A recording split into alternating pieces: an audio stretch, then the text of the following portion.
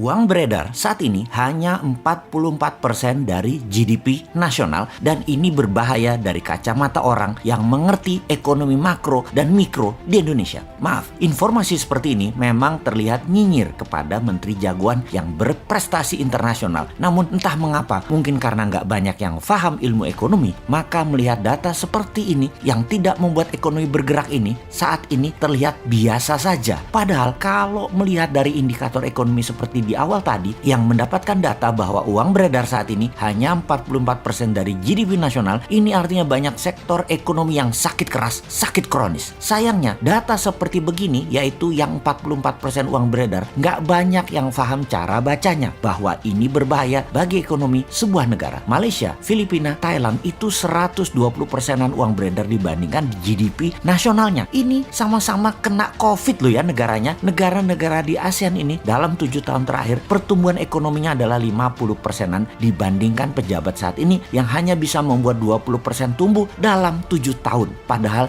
niat dan janji sucinya dulu 50%-an tumbuhnya dalam 7 tahun karena setiap tahun katanya ekonomi harus tumbuh 7%. Dan kalau semua itu tercapai tumbuhnya 50%-an. Ini harusnya ya 50%-an dalam 7 tahun. Ternyata tidak tercapai, hanya 20%. Dan untuk menutupi kegagalan tersebut, maka strategi yang dilakukan oleh yang katanya jago ekonomi dan keuangan negara tersebut yaitu menggunakan FDI, Foreign Direct Investment. Oke, bolehlah strateginya. Sekedar mengingatkan di mana nanti para Newmind kalau berkuasa beda strateginya. Pakai DDI, Domestic Direct Investment. Pakai kekuatan kita sendiri dalam negeri, anak bangsa. Saat ini oleh Oldmind, anak bangsa kekuatan sendiri tidak dipercaya. Bahkan 4L sering mengatakan Indonesia belum mampu, jadi perlu orang Tiongkok. Heran ya, kok anak bangsa diejek tapi oleh fansnya nggak ada yang mencela atau yang kecewa. Oh lupa, punya pasukan buzzer yang selalu meluruskan hal yang bengkok dengan narasi. Bener deh, sangat jelas kalau strategi sekarang adalah cinta asing. Karena itu dipilih investasi FDI. Sekali lagi, namanya juga keputusan orang populer. Semua dilakukan terlihat benar lah. Sampai suatu hari piring kalian kosong,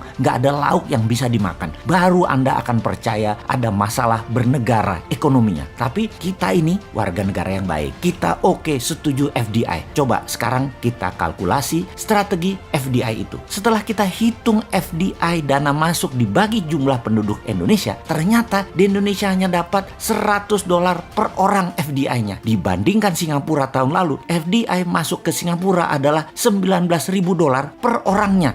Jauh langit dari bumi FDI Indonesia dibandingkan Singapura itu. Oke, kita samakan dengan Vietnam kali ini. Bagaimana? Biar nggak hilang muka tuh pejabat yang sering dapat hadiah dari negara pemberi hutangan. Vietnam ternyata dapatnya $270 per orangnya dari FDI di tahun lalu di 2020. Oke, kita ke Malaysia sekarang. Malaysia, Filipina sama dengan Indonesia. $100. Seneng? Tahu kalau Filipina dan Malaysia sama dengan Indonesia? Seneng ya? Harusnya yang nggak seneng. Oldmind seneng. Newmind yang nggak seneng lah. Indonesia tuh punya segalanya yang Malaysia dan Filipina nggak punya. Kok hanya dapat $100?